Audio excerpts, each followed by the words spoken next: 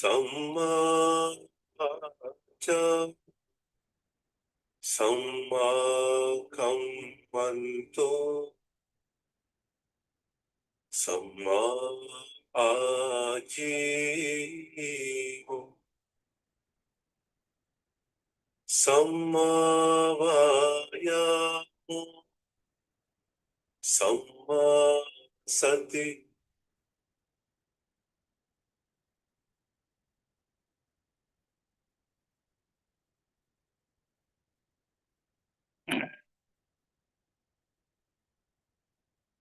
Good evening, Dharma friends.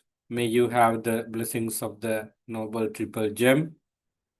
We are going to begin this Saturday evening Sutta study class with so much blessings in mind. You are warmly welcome for this episode of Sutta Studies. Today we continue to study loving kindness as discussed and delivered by the Buddha in Suttas. It is going to be another 1 hour or so discussion. To begin with, I'm going to recite the noble respect to the Supreme Buddha by reciting Namo Tassa 3 times.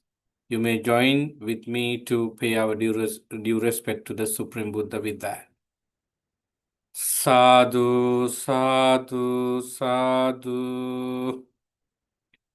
Namo tassa bhagavato arahato samma sambuddhassa.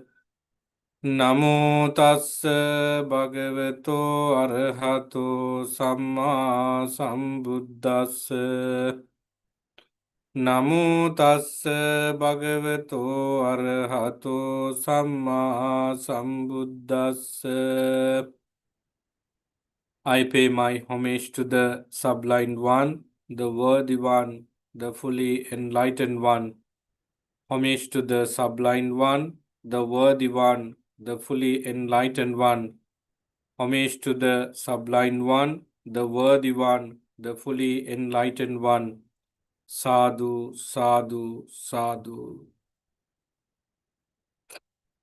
Dear friends, today's discussion based on Karaniya Metta Sutta or the Metta Sutta recorded in Sutta Nipata of Kuddaka Nikaya. Many of you know what exactly the Buddha taught in this important discourse. It is loving kindness, metta. The word metta defines as loving kindness. We know from various point of view that it talks about goodwill in our mind. It is also talk about how we deal with our emotions and also how particularly we deal with other living beings with friendliness. Therefore, loving kindness means also friendliness. In one occasion, the Buddha emphasized the fact that the whole dispensation of the Buddha, namely Bhikkhu Bhikkhuni order, male and female lay followers order, everything depends on loving kindness. Everything started based on loving kindness, and it continues to grow. It continues to exist because of loving kindness. Therefore, this loving kindness or friendliness in Pali Metta is really important to our practice. It is really important to discuss because of many reasons. Last time, not last week, of course, last time was 2 weeks ago, we were able to discuss the results of loving kindness practice based on another discourse called Mettanisansa Sutta.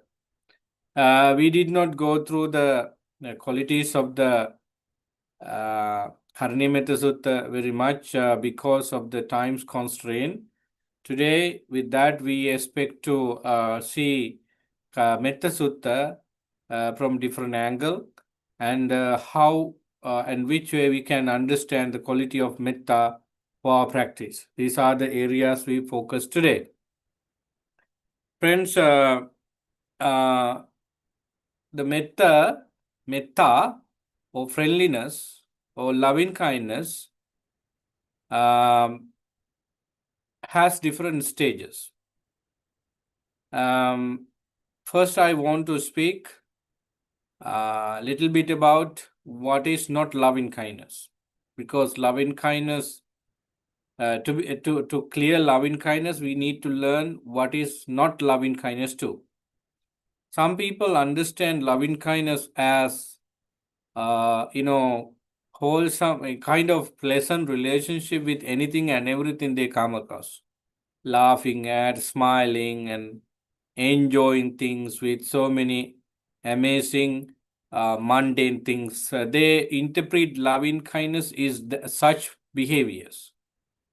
But we have a question there, because sensual pleasures might be interpreted as loving kindness by some people. For example, we see something, we hear something, and we become joyful about it. We can speak about it with so much happiness in mind, so that you communicate with those people in a friendly manner. It is not because of loving kindness. It is because of the pleasant feeling you have about the particular thing you see or hear, so that you have no any problem with those people you associate, you laughed at, you talk about, and so on. It may, in most cases, this is called sensual pleasures. You enjoy what you see, what you hear, what you sense, and so forth. And then in associating people, you may be expecting pleasant feeling at all in relationship, in things you do. That is because of sensual pleasures. Loving kindness is not sensual pleasures. With loving kindness, if it is truly developed, your mind has absorbed sort of calmness, and the self view, which means wanting, expecting for myself only, has been gone down, so that your mind has been disciplined well with loving kindness. Loving kindness does not speak even a single word. It could stay like that too. So loving kindness, because it is a feeling, it is a way of understanding with some sort of sympathy and empathy in mind. With loving kindness, you do not expect even a smile from people, even a the couple of words called thank you from people, because it is totally developed through right thinking. Because right thinking has three parts, as we discussed last time. Thought of renunciation, thought of ill will, thought of thought of non-cruelty, thought of ill will, thought of non-ill will, thought of non-cruelty, thought of renunciation. These are the three categories of right intention of the Noble Eightfold Path. So loving kindness is placed in a very important place of the Noble Eightfold Path by the Buddha, because it is always going with the right understanding. So that loving kindness, when it is present in us, our mind is always disciplined, our mind always absorbs some sort of calmness, and when it is there, you can even share many things. Generosity has been coming up strongly with loving kindness. So that is called loving kindness. Then you can compare what is loving kindness is and what is not loving kindness.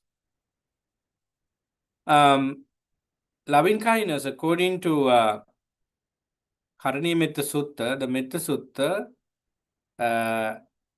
has a couple of stages. First, you have to have some discipline in your life, starting with Sakko, Ujucha, Sujucha. I think if you had enough time to go through the entire sutta, you see what exactly the Buddha talks about at the beginning of the sutta. He talks about some practices, general practices that can be done by everybody in day-to-day life. be a skillful one to absorb the wrong and right things to your life based on teaching. Sakko, being a skillful one to identify what is good, what is bad in general sense. So then you should be genuine to you and everybody else. Your thinking pattern, your speech, your action should not be double standard. It should be very straightforward, based on wisdom. It should give you and everybody else happiness. Then slowly we see that the person is well practiced in the training with some skills. Ujucha, sujucha, mudu anatimani. With the if the practice goes well based on loving kindness, or to expect loving kindness perfectly, you are not only thinking about yours success, but you are expecting others' success as well. In that, you become very gentle, very humble, and you become also a person to listen to others. When you understand what exactly I should do in the teaching of the Buddha, you follow these principles so that your style of living is going to be smooth and very gentle for you and everybody else. We see from in the society that some people do not do so. They are very rigid and very arrogant about their way of living. It is my life. Who are you to advise me? Sometimes even children say this to their parents. We see this happen between relationships like husband and wife, parent and children, and monks and lay people. So we stand on our principles strongly. No humbleness, no any soft policies between us. That is because of lack of loving kindness. So when loving kindness is developed as it is, we have already done some part of the training according to Noble Eightfold Path. We even be careful of, you know, some people around us, whether they accuse us on various wrong practices, so that one of the penetration we always do is to be careful, because these people around me might be accusing me about my behavior.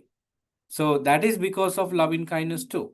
I am not going to go on each 15 points of the Karnimeta Sutta at the very beginning of it. They are all getting ready the person to be a very qualified person for loving kindness.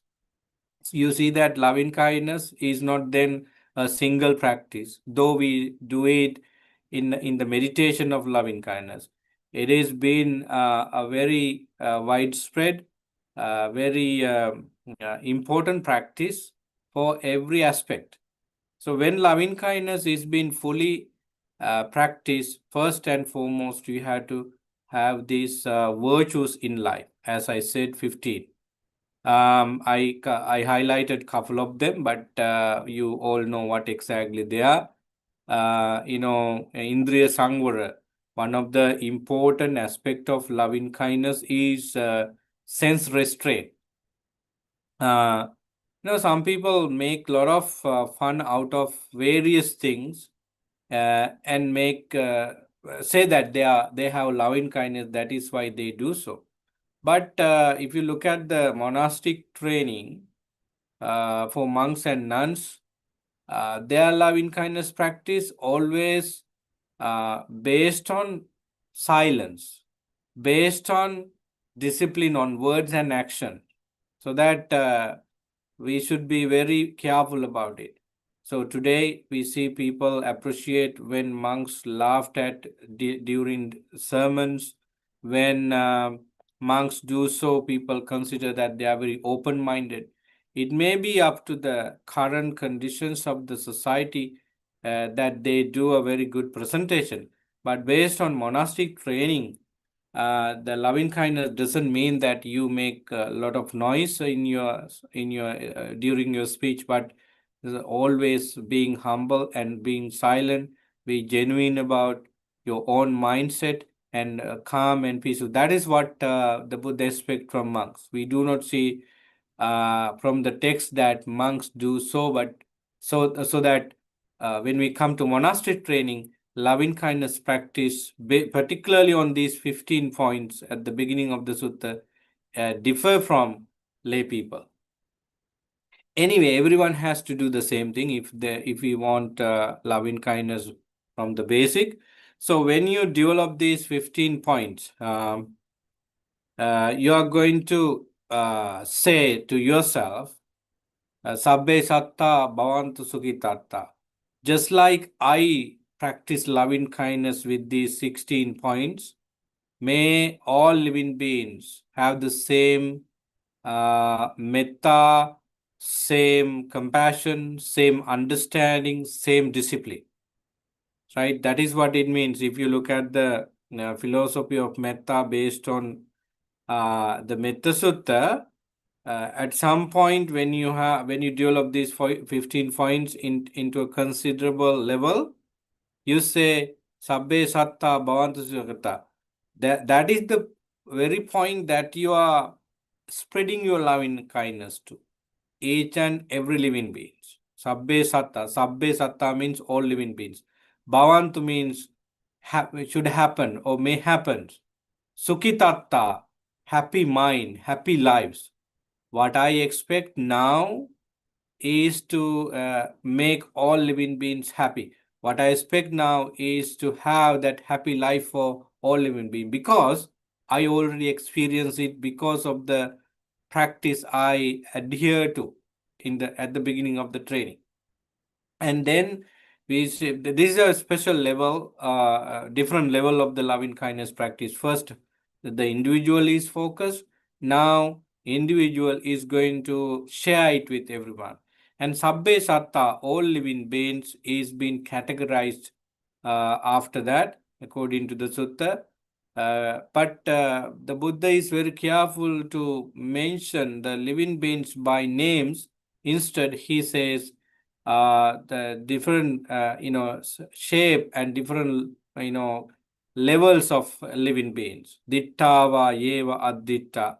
The beings, whatever living beings there may be, whether they are visible or invisible, living near or far, born or coming to birth, and then living beings who are large and short, and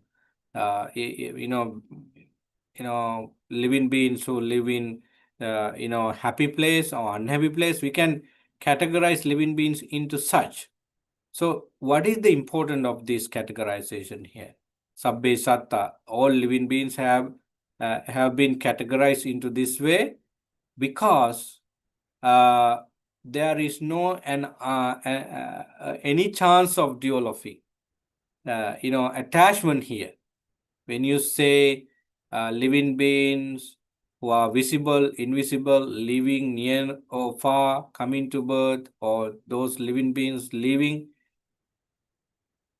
our family members, our friends, and everybody is included, because those living beings live near and far. We means all family members, friends, and even invisible animals, visible animals, and far means all these friends that I know, all these family members that I know. Here we do not have any problem of creating attachment views. Why do we say this? Because sometimes people develop attachment in the guise of loving kindness. So, for example, parents like their children very much. Ask a question, if you are a mother and father, do I have loving kindness to my daughter and son, my family member, or attachment? I think from my observation that many parents have attachment, not the loving kindness. Maybe I have taken a very serious subject to discuss, because parents' love for children is unthinkable for us. Because in the first place, I'm not a father. The other reason is that their love is immeasurable, huge, could not be compared to anything else. So that this is a serious question. Anyway, simply ask this question: if you are a mother and father, do I have loving kindness? If you have loving kindness to your son and daughter instead of love, instead of attachment, uh, you would be able to do love, the same love for somebody else. But I don't think it happens. It happens for general average people, average parents.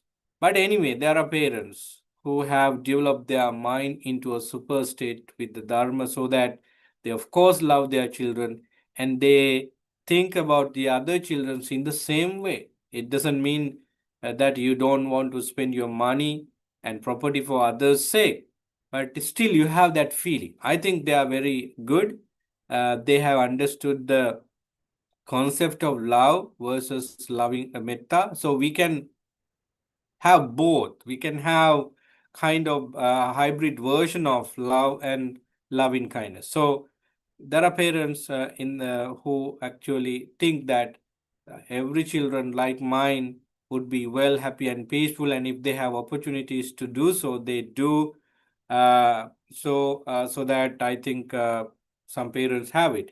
Anyway, uh, what I want to emphasize is that your loving kindness has gone to a different level. First, you think that you want to be away from suffering. If you look at the 15 points again, these 15 points set for a for a purpose. That is taking you out of the reasons of suffering and the suffering itself. When you practice the 15 points into a greater extent, you have already realized that this is suffering and this is how suffering arises. So that the very purpose of loving kindness practice is to end suffering, and now you have done it in a extensive way, so now you want to share it with people. It's not only a kind of wish in mind, it could be acted, it could be applied in words, in action, when you go to real world. Suppose you go to the kitchen to prepare your breakfast. You have that idea that I clean the kitchen and prepare the meals for everybody else in the house, everybody else in the monastery, so that you have that loving kindness in mind. It is being really applied. And when you think of other beings, definitely this sabbe satta, that is being applied. But in when we come to the next level of loving kindness practice, according to the sutta, you are going to apply it as a meditation that helps you achieve concentration. This is a very important aspect. So, suppose we practice virtues that helps loving kindness to plant in our mind, and now you develop it in your words and action, and thinking in day-to-day life, so that you of course do practice loving kindness in a normal setting. Now you feel that you sit down in a quiet place and take the loving kindness as a meditation. That meditation based on loving kindness is to achieve samadhi, concentration.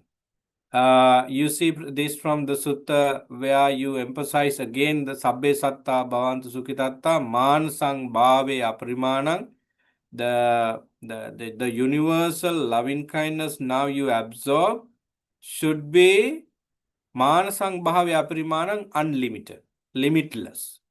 So it is being practiced not only in sitting posture now, but it could also be practiced in each postures. Let me find that phrase of the sutta that especially emphasize. Say, free from hatred and ill will, whether standing or walking or seated or lying down. Free from drowsiness, one should sustain this recollection. So, the loving kindness has been thought that always work. Either you are in sitting or standing or lying down, or sometime when you do your day-to-day activities. That essence of loving kindness is been working even without word, because that is essence in your mind. So your mind is now has practiced enough this particular aspect, so that it comes automatically. It comes naturally. So that is how you practice loving kindness to reach into samadhi. So therefore, uh, uh, the not only loving kindness or metta, but the other three aspects of Brahma Vihara or are also coming into effect now. I think I mentioned the fact that loving kindness is not being able to practice alone. It also has the support of other aspects, particularly in Brahmavihara, Karuna, Mudita, and Upekka. When you come to a real practice of loving kindness from the very beginning, you of course laid the foundation for Karuna also. And Mudita, the sympathetic joy or altruistic joy. It means you become happy by seeing others' success. That is being a part of loving kindness. So now we see that loving kindness or metta has real connection with compassion and spiritual happiness, and then equanimity, the balance of mind, upekka, uh, geared by wisdom. So without the presence of the three aspects of Brahma Vihara, loving kindness is not going to be what we have in the text. In other words, Buddha talk about loving kindness with the support of, develop with the support of other three aspects. So we see this from Karnimeta Sutta. As you know, it is not only a kind of sutta to be chanted by hopeful disciple. It is a It is a subject of meditation. It is a kind of vision that one can take absolutely in and develop himself or herself with the other aspects, so that it's a full recipe. If I go back to the Metta Sutta, where the Buddha talks about this, right after uh, loving kindness meditation. I mean, when you practice loving kindness as a meditation subject, now you can easily get into that samadhi state. This is called metta cheto vimiti. In other words, you use loving kindness to liberate your mind from hindrances and put yourself into first jhana, second jhana, third jhana, and fourth jhana, right? So you can do that. That's called cheto vimutti, metta cheto vimutti. In that, we see from different discourses that you not only uh, keep the loving kindness, that particular idea in mind, and stay there, but you consider so many other aspects. Anyway, so now you have loving kindness as a source to liberate your mind from the clutches of hindrances, so that now you easily get into samadhi. And many monks and lay people have been talking about this as a very easy way to get into samadhi. Of course, yes, because when you practice loving kindness on a daily basis with the basic principles, you would definitely feel it better, because practicing anapanasati comparatively is difficult than this practice.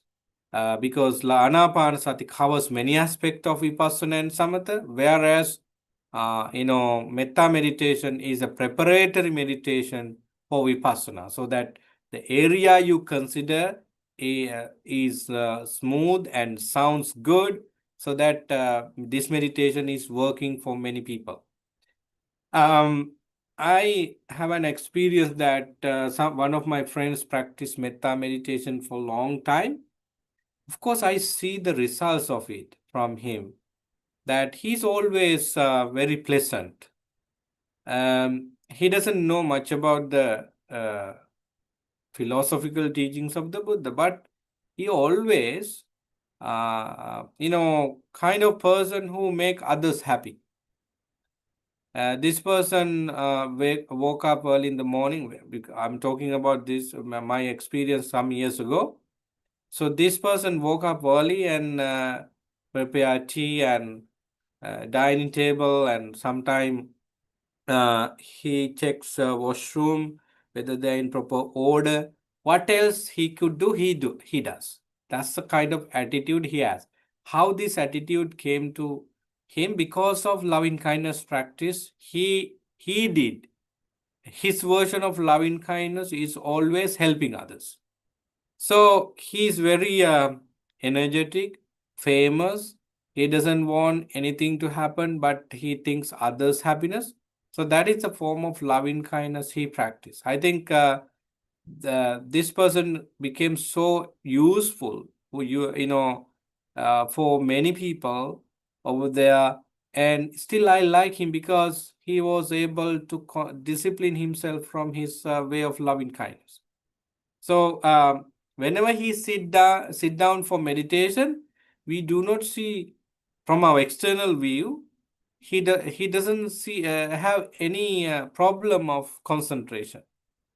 Anyway, we haven't heard him talking about deep teaching like Paticampada or Noble Truth in a very nice way, but he made sure that he practiced kind of loving kindness that gives him a very important happiness, level of happiness, and also communicating with him, dealing with him could be easy for many people in that, because he has been so gentle by this.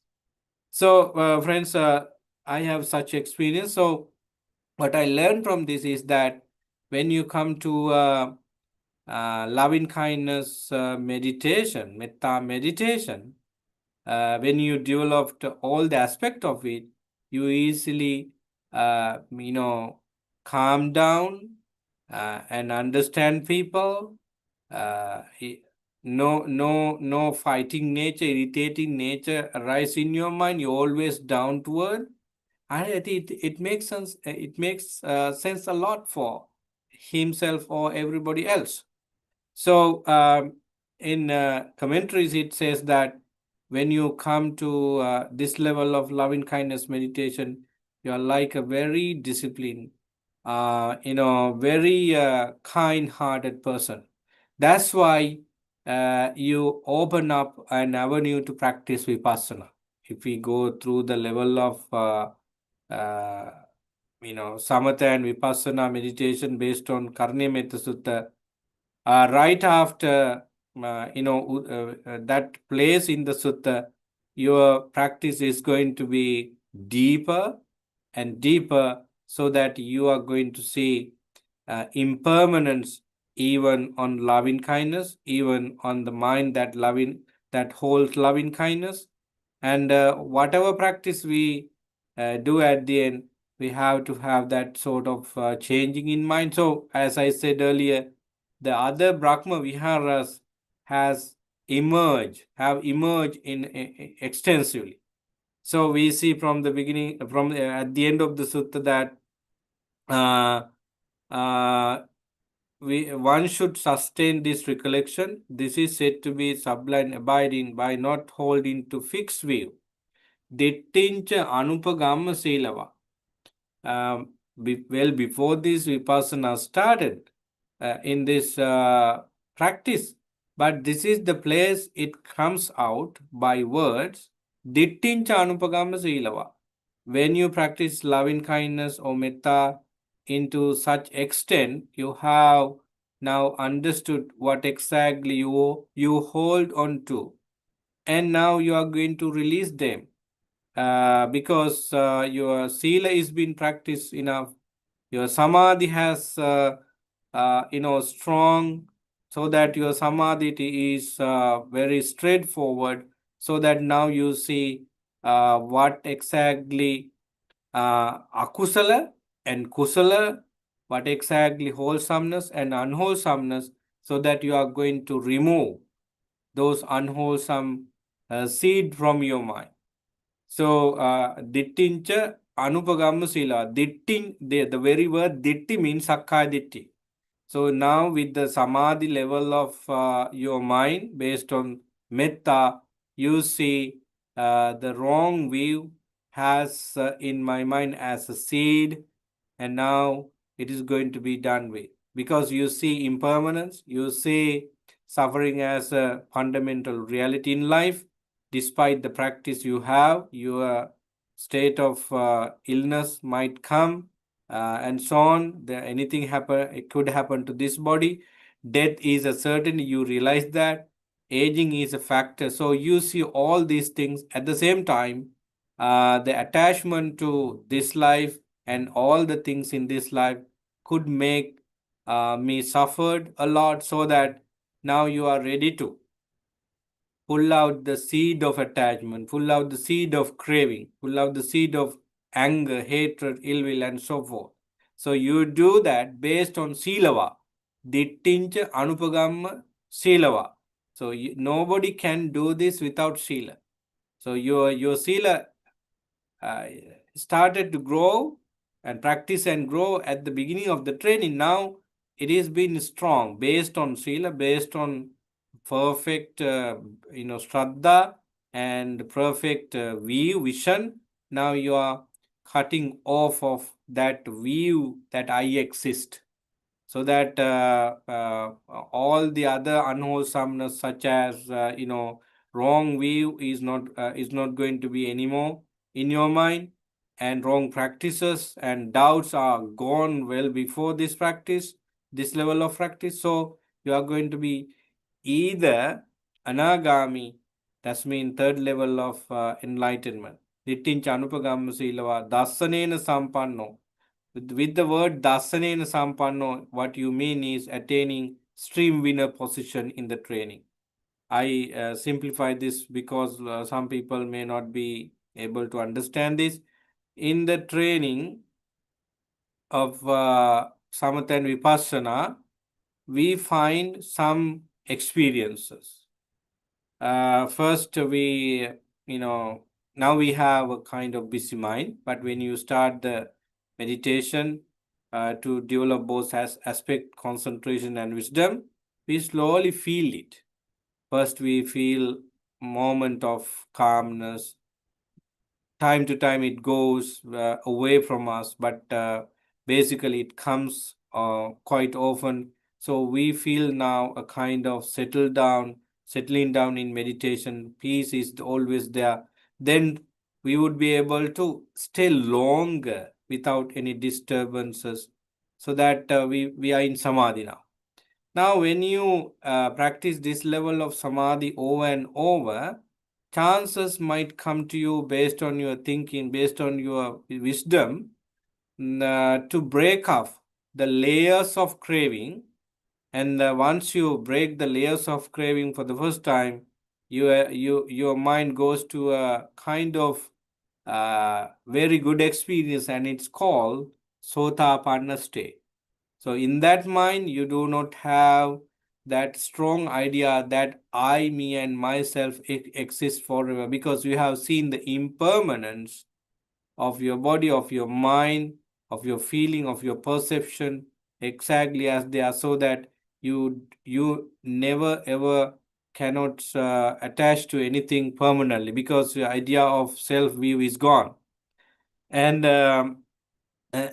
some more layers of craving are also gone from your mind, so that you are called stream winner, sotapanna. That's the first stage of enlightenment we could get out of this practice. Depending on the strong level of your samadhi, the concentration, and your investigation, you could either be second stage of enlightened person called sakadagami. So some people's practice might be strong enough not only to reach to the first stage of enlightenment, even the higher level of the enlightenment, second stage. Some people practice might be strong enough to reach to the third graduate level called anagami. Some people might even fully enlightened by the practice because of their level of investigation, depending on how you manage your thoughts and skillful thoughts and action, it happens. So these are the four stages you can experience during the meditation if you do it exactly as the Buddha said. Sotapanna, first extreme winner position, Sakadagami, once returner position, Anagami, non-returner position, Arhat, the fully enlightened person. So not only the metta meditation, not only through the metta meditation, any meditation subject could help you achieve these four stages of enlightenment. The whole purpose of our practice is for having at least one stage of enlightenment. So you see this from Karniyametta Sutta at the end of it, Dittincha Anupagamma Silava Dasanena Sampanno Kamesu Viniyageda. These are Pali terms, perhaps you don't get even a word with meaning, but I will tell you that. Once you come to this level of metta meditation, you end wrong view, wrong practices and rituals and doubts. You don't have any of those negative emotions in mind, so that you are in Sotapanna state. You realize that my mind doesn't go to these conclusion anymore. Not only that, Kamesu Vinayageda, you are not going to like any sensual pleasures anymore.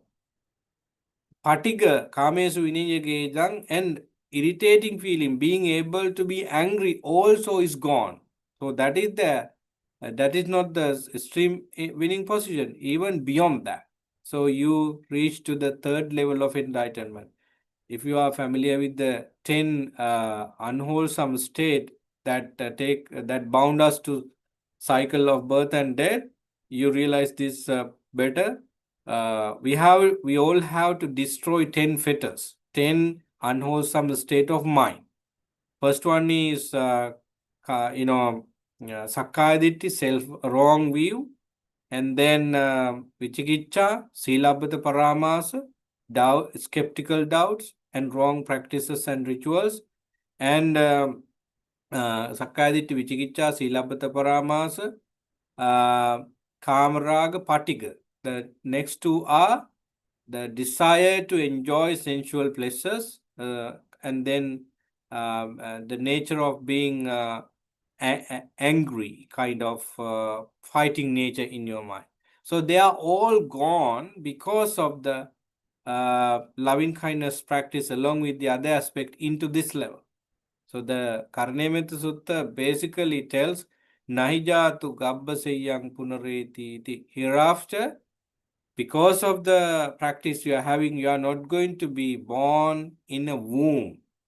We know the fact that being born into human or other existence through this way, but then it is as a human or an animal. We know particularly that once you practice Dharma into this level, you are not going to be an animal at all. You are not going to go to hell. You are not going to go to ghost realm or other realms that we talk about.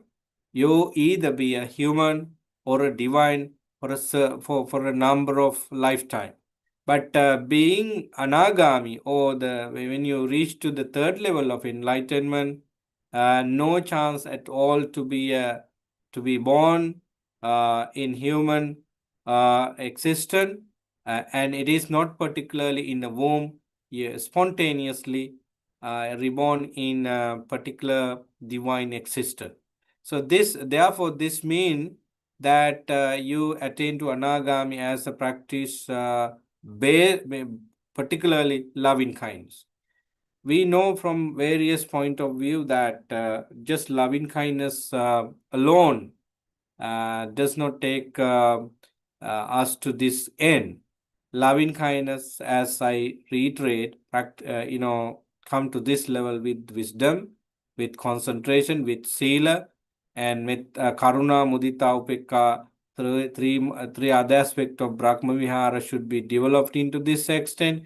That's why loving kindness becomes a vehicle for us to go to nirvana. So that is particularly the way that we can explain the Metta Sutta, but there are many other aspects as scholars categorize.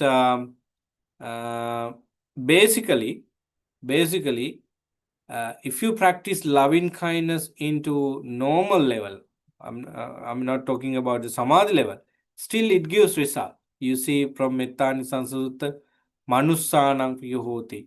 The monk, the person the I talked about a few minutes ago, who was very friendly, achieve that level of very pleasantness in his life because of loving kindness. Manussanam Piyohoti, how he reached to that level because of loving kindness. And when you talk about Sukhang Supati Sukham Patibujjati, so a lot of people in the world do not sleep well because of so many negative emotions in their mind. But the solution for very sound sleep is practicing metta, leaving all these things behind. So, sleeping well, waking up well, and then being pleasant to living beings, their reaction are very positive then. So all these good behavior come to us because of loving kindness practice. So I think before we reach to samadhi and other stages of enlightenment through the practice of samatha and vipassana based on loving kindness, we would be able to be a very nice human with loving kindness. These are some of the highlighting points that I come across and shared with you today. Better we have a discussion on loving kindness because there are many implications, and the loving kindness as we experience would be different from person to person. So that I would like to hear from you about how you absorb loving kindness and how you apply loving kindness in day-to-day activities. Because if you fail with this aspect in your life, you are going to miss so many other good things. Because loving kindness is an attitude, is an external, it is the way that we show our wisdom. It is the way that it is the way that we show our calmness, discipline, because loving kindness is not only kind of internal practice, it has been a very productive demonstration of other aspect of mind as well. So that I think better you talk, better you share your ideas, so that everybody will think in such a way. Maybe your experience of loving kindness could be a better lesson than all these things we say. Bante, can I have a question? Is it okay? Can I speak now? Yes, please. Um, now, the loving kindness, I think in the sutra text, I think they talk about two different Mahaskata and Appamana. Yeah. I think the Appamana is more like the directions, as Mahaskata is. But is there any formal instructions? Now, Anapanasati Sutta has like 16 steps, Yeah. right? Is there anywhere you can find any formal instructions? Because to follow loving kindness meditation for beginners and towards, but because it's very subjective, a lot of people do it in many different ways.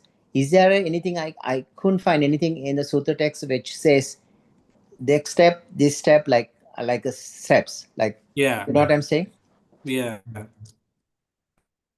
Uh, Very good remarks, actually. Very good concern also. Yes, we when we search through the suttas, we find some ways of loving kindness, such as sometimes we see you sit somewhere and dual of loving kindness to all living beings based on directions, right? That's one way of spreading your mind to loving kind.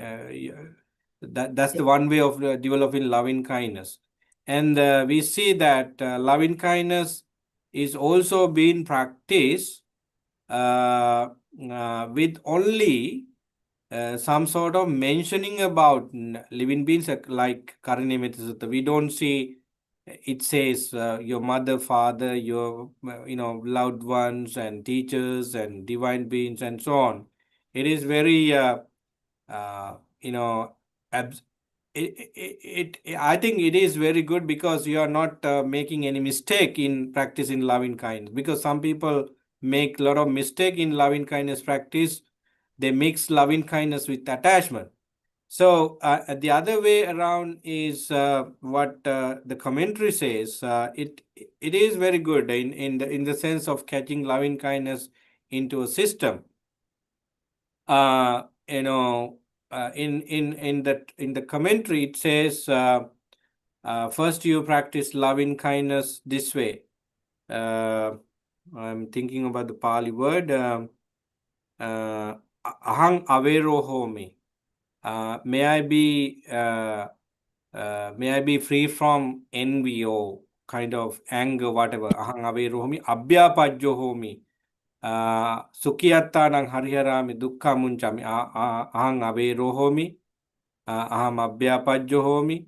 So these are 5 things that the commentary talks about. First thing, I should be away from any attack from unwholesomeness, and then I should be away from any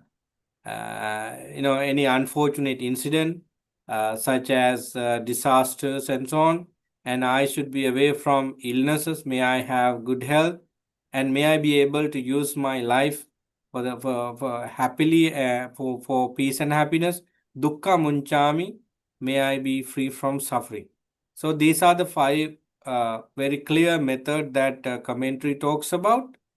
It is of course right according to the teaching, because here you see you as the first effective person of loving kindness, and then you spread it to everyone as you think fit. Then go to the universal loving kindness. This is what the commentary says. But in suttas, it has given always a kind of very, as I said, direction method, and also, as you mentioned, Mahagata, Chetomiti and Metta Chetomiti. So Mahagatama, basically the concept is being taken into your mind and expand it as much as you can. For example, like this. Metta, when you hear the word metta, it means benevolence, kind of friendliness. So you take it into your mind and expand it as a huge force in your mind. It could also be it could be done without without thinking about different layers of living beings. Okay, all living beings. First and foremost, you take myself and all living beings. That's all you take, and may we all be happy and peaceful. So you stay in that thought a lot, and then expand that mind, that thoughts in the mind, like you cover some objects with a white cloth, so that now you have only white visible.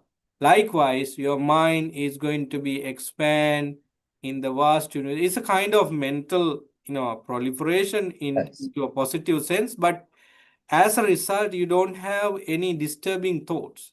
So be like the earth, be like the wind, be like the water. Buddha said somebody's trying to destroy the earth by taking a basket and trying to it's happened because the earth is so big. Just be like I think there was some sutra Buddha talks about be like the earth, like huge, large, expansive. That's right. It is, of course, in Majjhima Nikaya and Samyutta Nikaya. So, if you look at the Kakachupama Sutra, so your loving kindness is so deep and it's extreme. A very, very high level of loving kindness. So even if somebody come and damage you and kill you, your level of loving kindness should not be shattered by it. That's how the Buddha emphasized the fact that the loving kindness. So anyway, so as you said clearly that we do not find a particular one method for loving kindness practice. It has multiple avenues to go, right? Depending on person, it could be varied. And suppose you take vipassana meditation technique. One of the vipassana meditation, when you do meditation based on that, loving kindness is developed in his or her mind as a result. Suppose you go to treat one of your family members who is sick, and you never think about loving kindness, but you want to do that as a duty, as a responsibility, as a very civilized person. So when you do it, when you finish that type of treatment, you have been experiencing that loving kindness very much. No anger come to you, no, because from all the other practices, loving kindness could be a result. Look at generosity. So we thought of giving some food items we prepare to somebody you like most. So when you give, when you engage in giving, you feel joyful. So that is basically you think of the receiver's happiness. You think of well-being of the receiver. So that is, we never ever used of any method of loving kindness visibly, but it is being practiced there. And you said complimentary for anapanasati before sitting, because some of the hindrances could be anger, ill will, like restlessness. Loving kindness might just slow it down, like an antidote. That's right. That's why this is called preparatory meditation. You know, metta is been always a very important practice for each type of people. Some people do not stay in that longer period because they have natural loving kindness is has been natural for them, so that they do not, their wisdom faculty is so high, so that they do not want to stay there longer, so that they quickly get into other practices. But some people need it because it could prepare them for absorbing so many other things. Otherwise, without loving kindness, you are not going to make any progress. We see this from various monks and nuns' life stories also. Even Venerable Megya, who was one of the attendants to the Buddha before Venerable Ananda, he was ready to meditate for his enlightenment in a mango garden. Buddha was kind of preventing him going there because of some reason, but he didn't listen to the Buddha. So basically, we accept the fact that everybody should listen to the Buddha, because Buddha is so kind. Buddha knows everything about us, and Buddha could give us the right guidance on right time, so that we do not worry about what the Buddha say. We have to follow him. But in this case, Venerable Megya did not listen to the Buddha. He insisted the Buddha's permission. Then Buddha said, "Okay, you might go." Then he failed from meditation. He failed from meditation. When we talk about the reasons why he failed from meditation, we see that he did not have sort of preparatory meditation a lot. He was not, he was a novice for meditation for sure, but he lack of some preparatory meditation for him to go to very deep meditation to attain enlightenment. So he did not practice type of metta. He did not practice meditation on the theory of impermanence in verbal and visionary level. Of course, we have to understand impermanence as a quality before we practice it in meditation. Likewise, metta should be understood in theory before we apply it in practice. Otherwise, how could you do that? Right? So that essence is given by the teachers, even the Buddha, before they take the final flight to nirvana. So I think some monks' stories tells us that they lack of metta, so that the progress didn't happen for them in meditation. I say, I remember one story. It's called I cannot remember the sutta. That sutta talks about a monk, a couple of monks who went to the forest for meditation, and one monk died by a snake attack.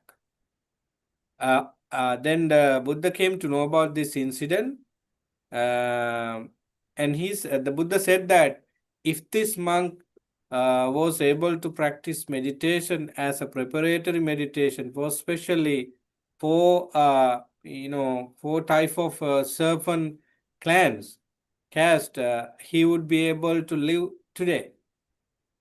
Because of not having enough loving kindness practice for different animals in the forest, animals thought that this is a kind of danger. I'm still thinking about the sutta. I can remember it. So hereafter, after this incident, Buddha recommended monks to recite,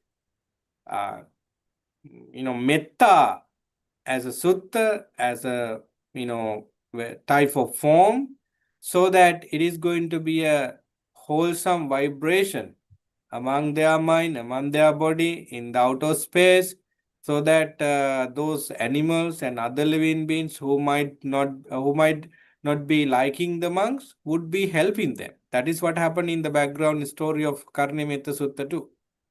So I think what we are telling here is loving kindness is going to be a kind of attitude we should have from the beginning, and it is a preparatory meditation. It is also a kind of characteristic feature of someone who really understands the Dharma. That's why we put loving kindness into the category of Brahma Vihara. Brahma is a full enlightened person, and according to the teaching, and we can see four special qualities from them. Metta is one quality, Karuna, compassion, is another quality, and they always become happy about others' success. That is the third quality, and they are not shaken by anything. They are all well balanced.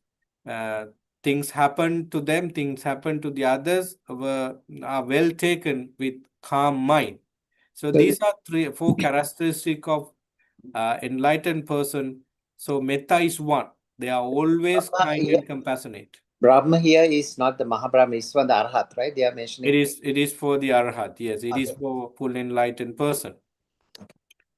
So that loving kindness practice is such so that we have to have it in our action, in our very important thing is metta,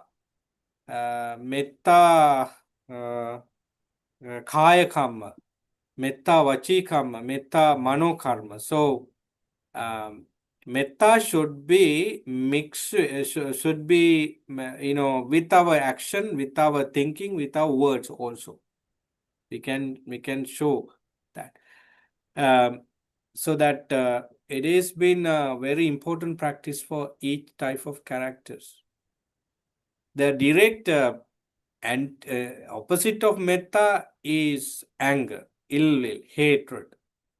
So anyway, the hidden friend-like enemy of metta is attachment, which is very difficult to counter, because a lot of people might be confusing with these two, with the presence of attachment. They understand attachment is loving kindness, but when we come to very clear definition and also practice, we see when loving kindness is there, no expectations, no attachment, it's pure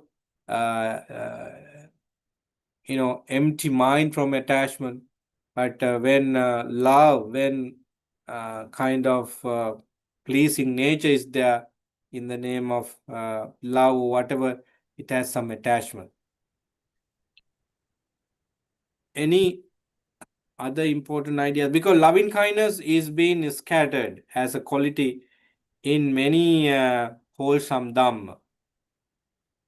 So that we see very nice analogies, similes, are discussed in suttas, like Kakajupama Sutta in Majjhima Nikaya. Buddha talks about loving kindness. If you have loving kindness for you, you are going to have the same idea for others. That is being discussed in a different way. Venerable Maulia Paguna has attached to Bhikkhunis very much, and Bhikkhunis attached to Venerable Maulia Paguna. So they thought that it is a kind of friendliness each other. But it was not, because when Bhikkhunis were attacked, Venerable Maulia Paguna got angry. When Maulia Paguna was attacked by somebody, or the Bhikkhunis got angry. That shows that how anger could come to arise if your loving kindness is there established in their mind. So in anger, as anger comes, it is not pure loving kindness, it is attachment. So then we can test ourselves whether we have loving kindness or attachment in us, depending on situation. Ante, can I just add something? Yeah. Galigamwe Gnanadeepa Hamaduro, in one of the sermons I listened to about loving kindness, he says if you practice loving kindness in two ways. One is the 10 direction loving kindness. The second one is you start with yourself, and then your parents, your children, then your neighbors, and you radiate up to the universe, the whole world, then the universe. He says that way you cover everything. So that he says for novices, it's a good way to start, so that you really, because initially, even if you say it, he says that's enough. But as time goes by, like you really feel it. develop the feeling. And then, so I just thought I'll share that here. That's a very good point, because people who haven't heard about this practice at all should start somewhere with simple techniques, right? Unless you feel it first, how could you give it to others? So that you should better feel it first. In order to feel it, you have to have loving kindness for you. Here we find loving kindness practice in mundane sense, and loving kindness practice in supramundane level. When you come to mundane sense, you of course address you, your parents, your spouse, your children. You find easy to make connection with others. What you say to yourself, may my mother, may my sister, may my brother, may my partner. So when you say this, may my, and so on, then what you say after, be well, be happy. So after meditation, you're going to have what you say in the meditation in real situation. It is going to work. So when you stay in this practice for long time, you have, I think, a kind of maturity on what loving kindness is. So then you can go to the supramundane way of loving kindness, which means you see everyone as elements, you see everyone as so, and as such, so that you not only see that way, but you have to, your focus is to take yourself and everyone else from the root of loving kindness, so the root of suffering. So that supramundane way of practicing loving kindness is going to work. I agree with what you say.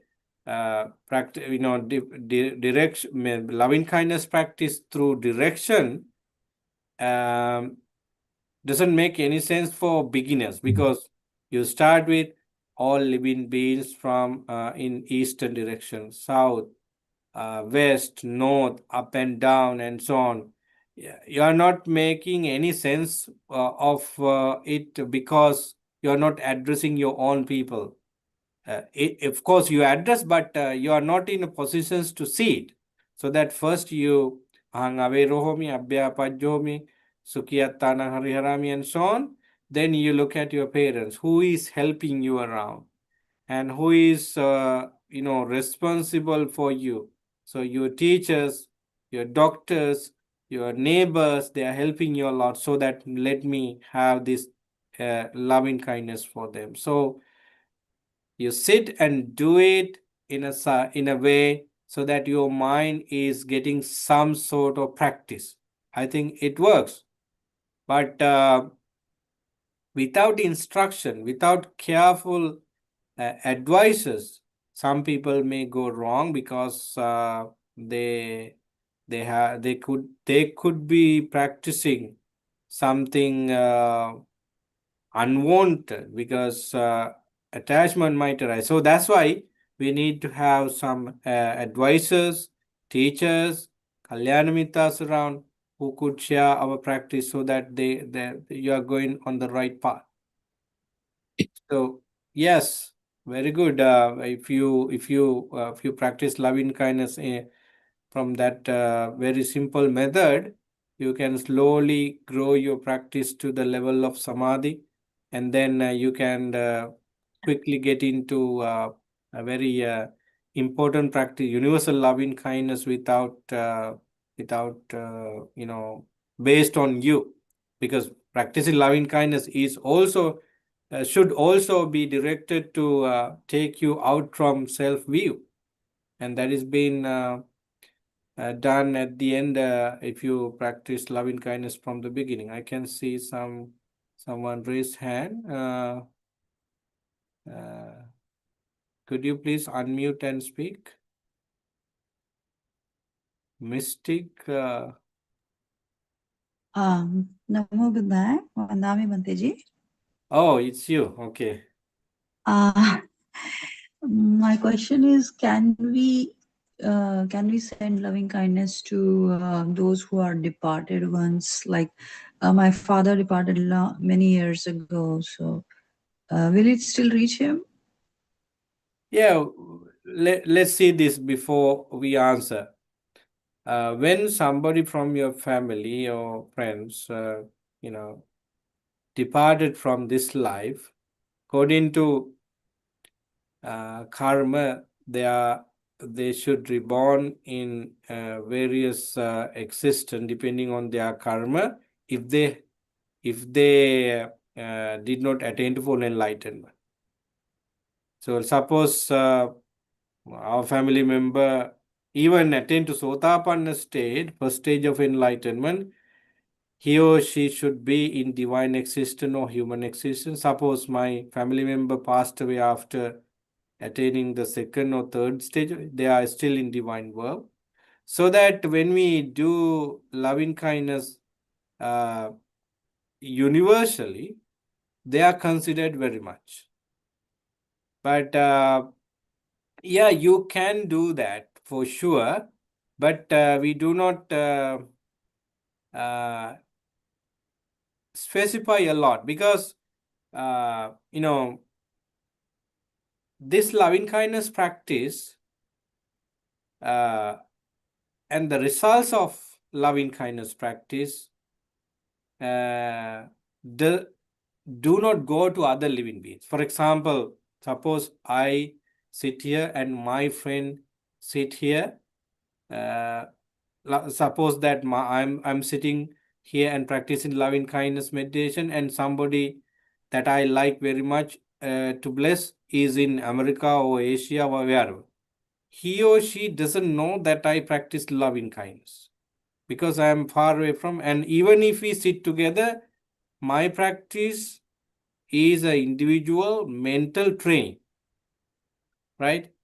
So if my friend is in a state of anger, a state of frustration, when he doesn't know that I practice loving kindness for him, how could this mental training, individual mental training, affect to those living beings? I don't think it's happened. For example, if suppose my family member passed away and he reborn in an animal kingdom, does my loving kindness practice, though I shared my departed relatives, is going to affect to that living relative who are now an animal? No, it doesn't happen. So basically, loving kindness practice gives us results for our benefit, and it doesn't harm that you spread, extend your loving kindness with the departed father. And so, of course, you could do that. Better you do that, because your devotions to your father, your sympathy, empathy, and kindness is being developed. But it doesn't give us a guarantee that your father is going to be good with that. Because if there are such methods, Buddha could have done loving kindness. Of course, he is full of loving kindness, but even his disciple didn't get anything out of it except Buddha's teaching, Buddha's sharing of teaching. So, to be clear, I will say this in a different way. Suppose I practice loving kindness to the samadhi level, to the highest level, and I'm staying here. How could the other Bhante in the other room affect my loving kindness? If I talk to him, if I do things around, then he will realize that I am a very calm person, so he might like it. If I do not say even a single word, he doesn't know my mind and how powerful my mind. He does things based on his thinking. His thinking is not affected by my loving kindness. But I have a edit here onto my statement that sometime our loving kindness practice could work for others in this manner. Suppose you practice loving kindness every day for some people, and you either call them or send an email or send a text message saying that I consider you very much in my loving kindness practice. Then he knows, the other person knows that you are caring so much about him, so that he is going to be happy. When he is happy, his state of frustration, unhappiness might go, because he is happy, so that your loving kindness has indirectly affected the other party into a certain extent. That way, it could work. So if your father sees you when you do loving kindness, I think it's going to work. Otherwise, he doesn't get anything, but it is always beneficial for you.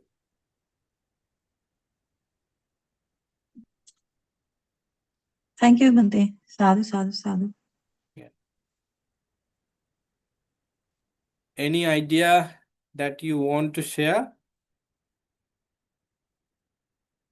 If you do not have anything to share, of course, I know the fact that a lot of people appreciate this loving kindness and everyone wish to have it always. But I don't think you don't need this particular word always to have it, to experience it. It comes in a different ways. Wisdom has loving kindness. Patience, when you have patience predominantly, loving kindness is hiding in it. And when you become mindful, why do you become mindful? Because you do not want to experience any sort of unmindfulness that gives you suffering, because you want to be away from suffering. That means you have loving kindness too.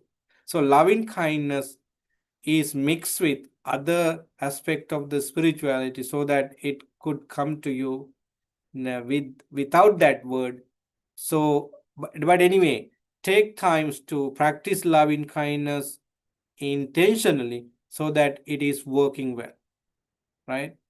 So that's what I want to share with you at last. So we have been taking 2 weeks now to discuss loving kindness as an important quality. I don't think we have discussed every aspect, but we have covered a lot.